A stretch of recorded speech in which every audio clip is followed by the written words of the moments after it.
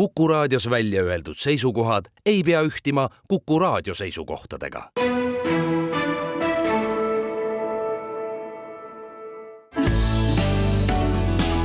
Keskpäevatund.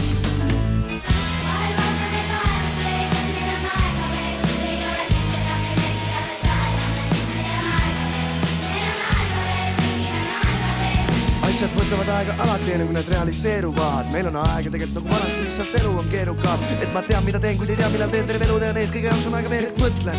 Enne kui teen, kui kõhklen, siis mõtlen ma veel, ei ma viska aega maa. Sest tean, et aeg on raha, kuid kõige jaoks on aega täpselt nii palju, kui ise tahan. Ma lihtsalt ei kiirusta millegi sette. Ma ei kujuta ette, et saan elada ainult hetkes. Kui kuskile hilinen, siis alati mirin, et miks. Ma ju pingin, kui teksen, siis käin inimeseks. Vahel end unustan ja aega siis kulutan ma. Kuid meil on aega veel, kui ei, siis kuskilt laename.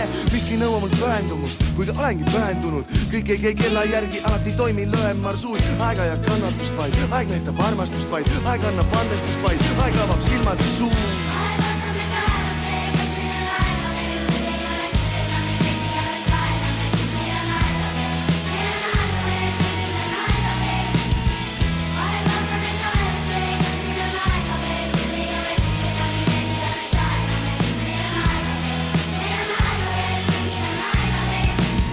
Hommik on neetud, äratab mobiilivärin. Kas pea on pat ja kleepunud või kõuts varvast närib? Kui on aega veel, teen asju aeglaselt. Siis vähe tähtsad asjad kõrvust mööda vahel lasen.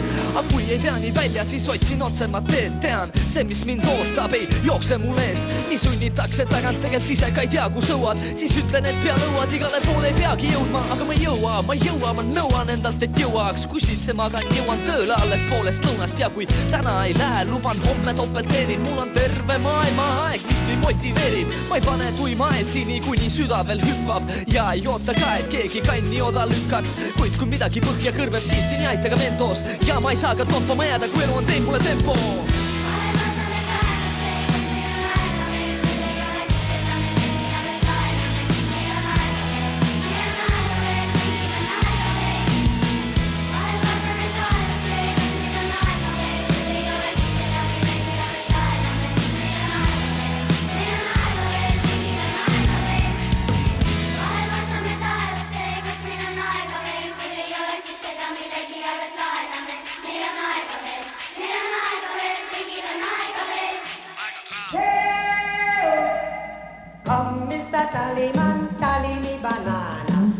Uudiseid koduvabariigist. Tere, siin Kuku Raadio ja Keskpäevatund Tallinna stuudios. Hämarate hallide akende taga otsestuudios istuvad Ainar Ruussaar, Hindrek Riikoja ja Priit Hõbemägi. Ja Põhja-Tallinn laulis oma kuulsat laulu Meil on aega veel. Ja tõepoolest, aega on, kui sa seda võtad. 19. oktoobril toimusid kohalike omavalitsuste valimised ja täna, 29. novembril võime juba julgelt öelda, et Isamaa linnapea kandidaadi nimi on meil teada. Isamaal selle asjaga kiire ei olnud, aga nad said väga palju kriitikat valimistel alla jäänud või lihtsalt kehvasti esinenud erakondade käest. Neil oli selle asjaga miskipärast väga kiire, aga nüüd on linnapea nimi teada. Peeter Raudsepp, olge lahked. Esialgu linnapea kandidaadi nimi veel siiski, sest et teisipäeval koguneb volikogu ja kas kohe esimesel istungil valitakse linnapead? No ma tahaks näha, kuidas nad selle valimata jätavad.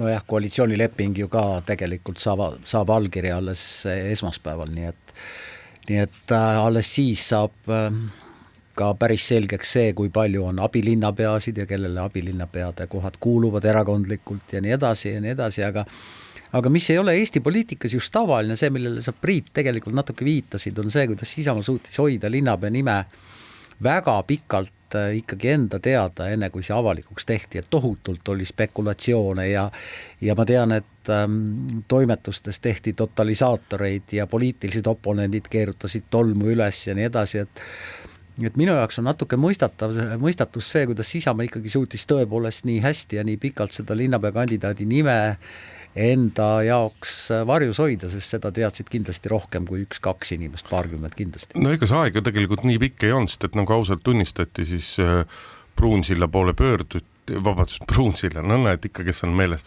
aga kandidaadi poole pöörduti alles pisut enam kui nädal aega tagasi. Jah, aga nädal aega ka oli ikkagi väga vaikne.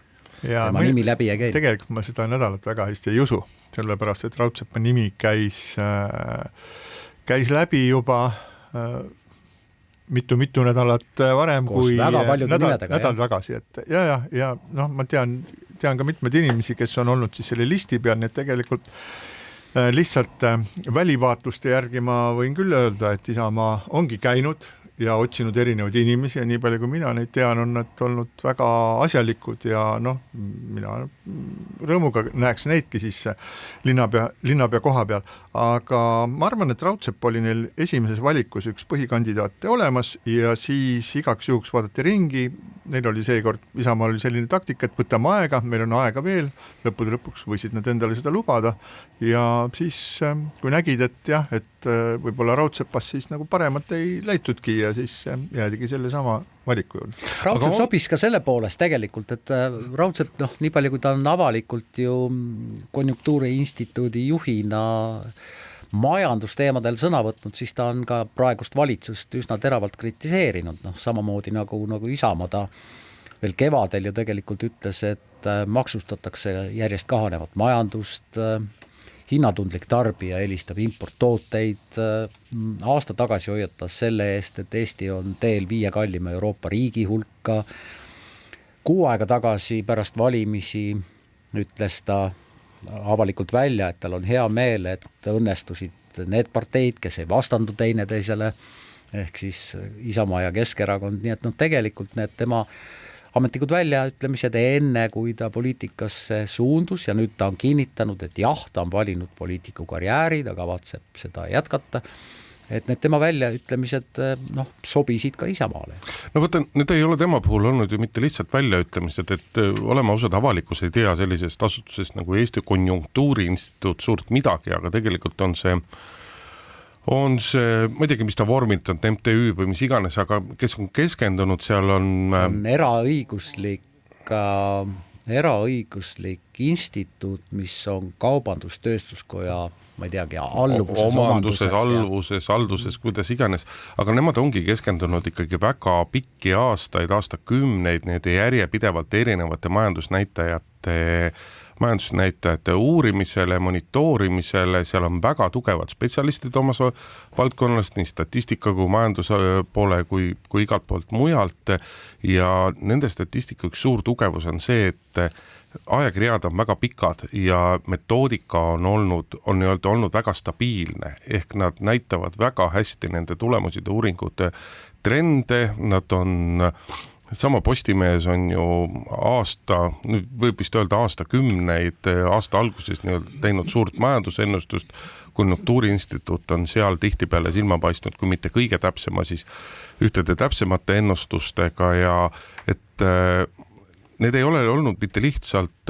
tema arvamused, tema enda hinnang, sabakondi tunnetus või mis iganes, vaid need on väga selgelt nagu faktidel ja trendidel põhinevad arvamused ja need on olnud ebamugavad, noh, mida kõige paremini siin eile peegeldub Maris Lauri ülivaluline reaktsioon sellele, mida on, mis on ikkagi muutunud pehmelt öeldes naeruväärseks. Nojah, ütleme nii, et nende linnapeadega on meil või linnapea kandidaatidega ongi selline huvitav juhtum ju seekord, et Isamaa ei toonud oma linnapea kandidaati välja ja oli selge, et Isamaa linnapea kandidaat on siis nagu võtmetähtsusega kogu selles poliitilises mängus, mis Tallinnas toimub ja kõik teised erakonnad, kellel polnud mingisugust šanssi linnapea koha peale siis jõuda üldse, esitasid oma linnapea kandidaadid ja samamoodi see Reformierakond, millelt oli nagu ette teada, et neil on nagu äärmiselt problemaatiline üldse jõuda lähedalegi Tallinna linnapea koha endale saamisele, siis oli Maris Lauri oli siis Tallinna linnapea kandidaat. Oot, Isamaal oli ka Tallinna linnapea kandidaat. Ma tahtsin öelda, et sa oled pisut ebatäpne, et Isamaal oli oma linnapea kandidaat. Isamaa linnapea kandidaat. Ja absoluutselt. Ta läks valimistele Isamaa linnapea kandidaadina. Ja see on Isamaal nõrk, selle vastu ei saa keegi vaielda, et viimastel valimistel ise kandideerinuna olen saanud ka, ma ei taha nüüd öelda, et üksjagu valulist tagasisidet, aga ikkagi päris palju küsimusi, et aga miks nii, miks ta ei või minna ja see on olnud Isamaal pisut nõrk koht. Jah, sellega sai vaielda, ma tahtsin selle konjunktuuriinstituudi kohta veel öelda, et konjunktuuriinstituuti selline kuidagi mitte nüüd maine, konjunktuuriinstituudi maine on olnud alati hea ja lõppude lõpuks see institutsioonina on ta ju väga vana, ta asutati 1934. aastal ja siis Nõukogude okupatsioon lõpetas 40. aastal selle tegevuse ja pärast jälle taastati ja tema pikaajaline juht siis 2023. aastal lahkus siis Maire Josing, kes oli alati väga tasakaalukas ja kellega võimudel ei olnud mingisuguseid probleeme. Nüüd Peeter Raudsepa ajal on asjad muutunud selliseks põletikuliseks ja suhted läinud halvaks. Süüdistati siis konjunktuuriinstituuti selles, et kui majanduskonjunktuuri andmed hakkasid näitama, et majanduskonjunktuur on halb, et siis selle põhjuseks on tegelikult see, et konjunktuuriinstituut on muutnud metoodikat, ei ole kellelegi sellest midagi rääkinud ja tegelikult on meil siis väitsid siis valitsuse liikmed nagu Kristen Michal ja Jürgen Ligi, et tegelikult meil on kõik väga hästi, aga näed, need sindrid seal muutsid seda mingisugust metoodikat ja nüüd tulevad need andmed ja see ei ole üldsegi õige. Samal ajal igaüks, kes elab oma igapäevast elu, võis näha väga hästi, et mis toimub. Sul selles mõttes päris õigus muidugi üle, et ka Marie Josing oli tihtipeale väga terav ja ka Marie Josingul oli väga palju ütlemisi erinevate poliitikutega, muuhulgas selle sama Isamaa poliitikutega, mis tõttu kaotati ka aega-ajalt lepinguid ja mingisuguseid uuringuid, mida oli pikalt tehtud, nii et sealt konjunktuuriinstituudist on siiski kogu aeg tulnud nii-öelda vajadusel ka teravaid kommentaare ja teravaid hinnanguid, aga jällegi need on alati põhinenud nii-öelda nagu faktidel, see ei ole selline tunnetuste küsimus olnud kunagi. Aga Peeter Raudsepale tuleb muidugi edu soovida, sellepärast et tema esimesed väljaütlemised pärast seda, kui ta ametlikult siis linnapea kandidaadina avalikusete ja ajakirjandusete astus, oli see, mis mulle silma jäi, et ka linnavolikogu peab töötama ühiselt, ühise eesmärgi nimel, kus ei eristu koalitsioon ja opositsioon. See on suurepärane unistus ja Eesti lähiajalugu vaadates siis neid hetki, kui näiteks parlamendi tasemel on opositsioon ja koalitsioon jõudnud mingites küsimustes enam-vähem ühele meelele, on ikkagi pigem harvad juhused ja võib-olla see on hea, et need on pigem harvad juhused, aga tõepoolest, kui on midagi olulist, siis teoreetiliselt ja paar korda ka praktiliselt on see olnud võimalik.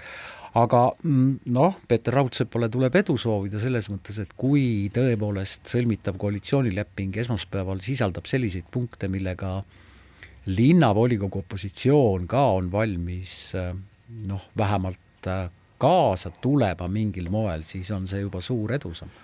No selle peale ei ole mõtet muidugi praegusel hetkel loota, et ärme unusta Riigikogu valimisteni on aasta ja 3 kuud, et opositsiooni ja mina koalitsiooni ei ole seda lootust öelnud, ma lihtsalt viitasin Peeter Raudsepa absoluutselt ja ma sellele ütlengi, et Peeter Raudsepa esimesed sõnad olid sellised, et kuigi ta ütles küll, et jätame presidendi valimised kõrvale, aga teistel järgmistel valimistel ta kavatseb kandideerida, siis need esimesed sõnavõtud olid küll sellised, et ma siiski ei välistaks ka seda, mille ta kõrvale tahtis jätta. Ma tahaks vaadata natukene Reformierakonna ja siis Peeter Raudsepa omavahelisi suhted ja mis tähendab siis ka laieneb juba Isamaa ja Reformierakonna suhetele ja linna ja riigi suhetele ja ka kogu sellele eelolevale valimiste-eelsele aastale. Sest ma ise arvan, et sellest Peeter Raudsepa valik siis linnapea kandidaadiks, et selles on ka teatud ports on sellist mängu ilu. Arvestades Peeter Raudsepa siis kanakitkumist ja isegi nii-öelda rusikavõitlust siis Michali ja Jürgen Ligiga, siis on selge see, et ja nagu sa Indrek mainisid, et siis Maris Lauri väga valuline karjatus, et nagu keegi oleks talle haige varba peale astunud, et nii nüüd, kes sinna siis nüüd valiti. See näitab seda, et Reformierakonnale siis konkreetne Peeter Raudsepa isik, et see teeb neile haiget, see asi. See ei ole ainult Peeter Raudsepa isik, et Ainar tegi selle ekskursi, et kellele konjunktuuriinstituut kuulub. Ta kuulub Tööandjate Keskliidule ja Reformierakond on ennast aastakümneid ju kõige muulgas üritanud positsioneerinud ka ettevõtjate eest seisva erakonnana, millega väga paljud ettevõtjad ei ole muidugi ammuilma juba nõus, aga Reformierakond tajub nii-öelda selle Raudsepa liigutusega muulgas ka seda, et et see on üks seltskond, kes hakkab nende selja tagant nagu ära kaduma, mitte ainult lihtsalt kuidagi mainiliselt, vaid ka väga, väga nagu praktiliselt, sest et Raudsepp on olnud instituudi juhina, ta on ka ettevõtjate seas väga populaarne olnud, tema paljudele sõnavõttudega ollakse nõus, eks ole, ja mõnes mõttes Isamaa selle sammuga, nagu ta võttis jällegi tükikese Reformierakonna identiteedist ära ja sealt ka osa seda valu. Kindlasti ja suur valu on tegelikult, öelgu nad mida tahavad, aga suur valu on tegelikult ka ikkagi mitte ainult valitsusliidu, vaid eelkõige valitsusliidu juhtpartei Reformierakonna toetus, mis on püsinud erinevalt Isamaast, kes on püsinud üle 2 aasta erakondade populaarsuse tipus, siis Reformierakond on ikkagi seal oma 10-11% tasemel, kust enam allapoole minna ei saa, sealt tuleb ainult ülespoole rihtida. Ja Reformierakond on korduvalt ka kinnitanud, et mingisugust koostööd Keskerakonnaga Tallinnas ei tule, nii et tegelikult opositsioonis olles on neil see võimalus olla opositsioonis ja mitte on neil olla opositsioonis ja väga jõuliselt ja mitte mingisugust koostööd Keskerakonna ja Isamaa linnavalitsusega püüda mitte teha. Aga läheme Isamaaga edasi, et küll siis ma usun, et kinnitatakse volikogul Peeter Raudsepp ka linnapeaks ära ja siis me näeme, mis edasi juhtuma hakkab, aga üldiselt on teada, et ega siis linnad on sellised asjad, et Tallinna linn, mida esmakordselt mainiti 1954. aastal, et siin nüüd üks mees vahetub linnapea koha peal, ei juhtu mitte midagi. Üks asi veel või üks küsimus püstitus ennem, kui sa tahad Isamaaga edasi minna, aga mis saab Tallinna juhtimises selles mõttes ikkagi edasi, et meil on teada, et Peeter Raudsepast saab linnapea, Keskerakonna esimees Kõlvartist saab linnavolikogu esimees, kes tegelikult hakkab Tallinnat juhtima, see küsimus on meil ju ikkagi lahtine, sest et ei maksa unustada, et vähemasti teoreetiliselt on volikogu linnavalitsuse tööandja, mitte vastupidi, kas see alati niimoodi on toiminud, see on omaette küsimus, aga kuidas nüüd hakkab olema? See on hea küsimus, seda me hakkame nägema. Natuke vihjeid sellele ilmselt annavad ka abilinnapead ja nende jagunemine. Just, mis asja eest need abilinnapead, sellepärast, et abilinnapead ja siis nagu tegutsemisalade jaotamine, see on ka väga oluline. Osa abilinnapeadest on sellised, kelle tegevus on kogu aeg nähtaval linnarahval ja kui nad teevad mingisuguse vea või jätavad midagi koristamata, ära viimata, puhastamata, ära lükkamata, siis tekib kohe suur jama ja siis langebki kogu pahameel selle erakonna peale. Ja ärge unustage ka linnaosa vanemaid, sellepärast, et Tallinnas nii-öelda poliitilise häältesaagi ja selle kontekstis on ka linnaosa vanemate kohtade jaotus ka väga oluline. See on jah huvitav, aga seda me kõike näeme. Aga sel nädalal siis lõpuks sai teatavaks see poliitiline kahtlustus, mis oli juba kevadest saati küpsenud nii-öelda kuskil teki all, et ajakirjanikud ja teisedki teadsid seda, et ühe erakonna suhtes on algatatud siis uurimine ja nüüd siis tuli välja, et tegu on Isamaaga ja Isamaale on esitatud kahtlustus ebaseaduslikus rahastamises juriidilise isiku poolt. See olukord on tegelikult natuke keerulisem, selle taust ulatub siis sellesse aega, kui Isamaas tekkis selline väike kildkond või fraktsioon, parempoolsed ja kes siis minu arusaamist mööda püüdsid Isamaad üle võtta, võib-olla nad ise näevad seda asja teistmoodi. Ja selleks, et parempoolsetega võidelda, siis moodustati MTÜ Isamaalised ja seda isamaalist MTÜ-d siis rahastati eraisikute poolt. Nii et eraisikud rahastasid juriidilist isikut MTÜ siis ise tellis reklaami, tegi tööd inimestega ja see on praegu selle suhteliselt segase loo keskpunkt. Jah, uurimine käib ja ilmselt võtab see uurimine mõnda aega, aga tegelikult see teema, mis nüüd päevakorral on ikkagi väga palju laiem ja laiem sellepärast, et aastaid ja aastaid ei ole erakonnad suutnud panna erakondade ja parteide rahastamise täpseid reegleid paika, nad on seda soovinud, parlamendis on isegi jälle üks seaduseelnõu, 2 seaduseelnõud lugemisel, üks on sotside esitatud, mis siis käsitleb seda, kuidas rahastada, kes rahastavad, kui palju võiks rahastada ja nii edasi. Nii et tegelikult ilmselt vajab see korrastamist ka väga paljudes põhimõtetes, õiguskantsler on tähelepanu juhtinud, et näiteks tõepoolest juriidilistele isikutele erakondade annetamise keelu võiks ära kaotada või vähemalt selle kaotamise puhul ka väga selgelt määratleda, kuidas see käib, sest et praegu on tõepoolest selle rahastamisega probleeme palju. Kuni selleni välja, et ega sularaha annetamine ei ole siiamaani keelatud. Sularaha võib igaüks viia erakonna kontorisse ja annetada, sellega peavad kaasnema lihtsalt absoluutselt korrektsed dokumendid ja see peab kajastuma erakondade rahastamist. No nii kaua, kui sularaha ei ole Eestis keelatud, nii kaua on väga keeruline ka keelata näiteks, et miks peavad olema üks seltskond, need on poliitilised erakonnad, kes ei tohi sularaha käidelda, et see oleks jabur. Me ei saa öelda nüüd, et ei ole, vaatame viimast 2 aastakümmet, seesama juriidiliste isikute annetamine, see on meil kadunud, et ikkagi aeg-ajalt on seda kõike muudetud, et ei saa öelda, et see on jätkuvalt täiesti mingisugune tume maa.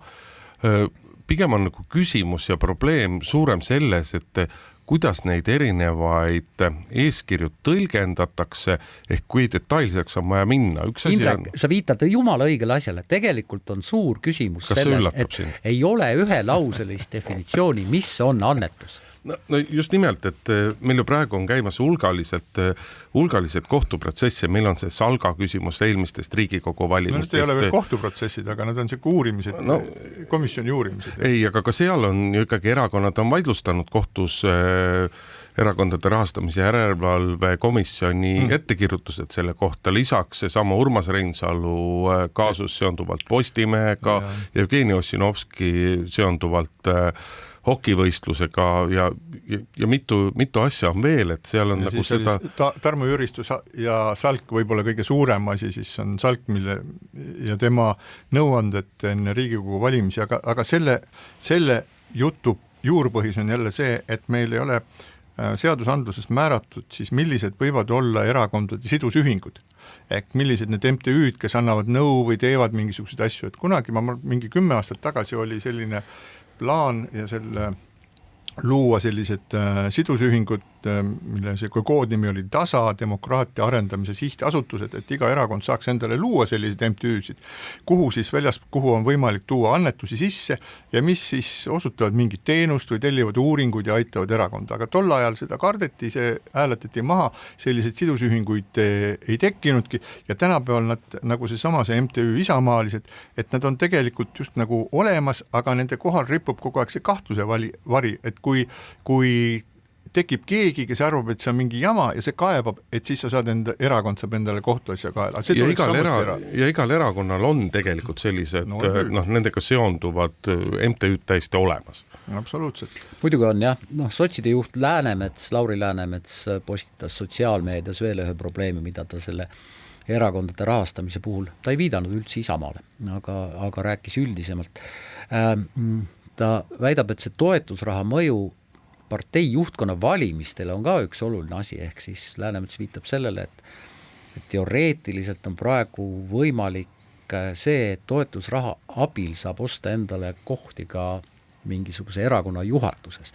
Ma ei tea, millel ta viitab, ta ühtegi fakti ei too, aga segadust on siin kindlasti palju kuni selleni välja, et tegelikult kuidas siis ikkagi seda annetust mõõta? Ajalehe reklaamipinda saab lugeda sentimeetritega, eetriaega sekunditega, sellele võib hinnasildi panna, eks ole. Meediakanal otsustab, kas toetab mõnda erakonda või ei toeta mõnda erakonda. See on meediakanali tegelikult vaba otsus. Eestis seda nii reljeefselt tehtud ei ole, nagu näiteks Taanis. Aga see on segane ja ma ei ole kindel, et seda peaks ja saaks sekundi või sendi pealt reguleerida. Ei, seadus ei hakka ju seadus moodustab mingisugused raamistikku, et ma siin küll loeksin ette seda, mida ütleb siis õiguskantsler Ülle Madise oma kirjas Riigikogule, mis puudutab just nimelt need kodanikuühinguid või siis demokraatia arendamise sihtasutusi või MTÜ-sid või sidusühinguid, ükskõik kuidas nüüd tsitaat algab. Kodanikuühendusi moodustatakse seetõttu, et üksi võib olla raske oma seisukohta kuuldavaks teha. Kodanikuühendused teostavad kollektiivselt Eesti Vabariigi põhiseaduses kaitstud väljendusvabadust. Leian, et juriidilise isiku annetuse keeld piirab väljendusvabadust ülemääraselt ja ma ütleks selle Läänemetsa algatuse kohta, et ei tohiks rohkem kui 100 000 eurot siis ühelt isikult tulla, siis see kõlab nii, et kui sotsil ei ole raha, siis tahab, et kellelgi raha ei oleks. No vaata, Läänemets, mis seda 100 000 puudutab, see on puhas nagu kadedus, sest et vaata, sotsid on Eesti poliitmaastikul nagu vehklemisliit Eesti spordimaastikul, et ole sa kui edukas tahes, aga ega sa kuidagi seda ikkagi oma toetuse kasuks pöörata ei suuda. Aga Läänemetsa, need avaldused, mida sina, Ainar, tsiteerisid, no, see on lahtisest uksest sisse jooksmine, sellepärast, et ega ükskõik, mis valimiste tasandil midagi ei ole teha, aga ikkagi teataval määral saadab edu neid, kellel on rahalist võimekust teha rohkem kampaaniat. On see siis Riigikogu valimine, on see kohalike omavalitsuste volikogude valimine, on see erakonna juhatuse esimehe ja kõige valimine, et selle jaoks, et saada valituks, sul peab olema hulk keeldusi, aga nende hulgas ka eeldus, et sul peab olema võimalus teha kampaaniat, sul peab olema vahendeid teha kampaaniaid ja selles mõttes on see loomulik, et nii nagu Riigikogu valimistel on pigem edukad need, kellel on rohkem toetajaid, nii on ka erakonna sees edukad need, kellel on pigem rohkem toetajaid, et see on loomulik. Ja siinkohal väike paus.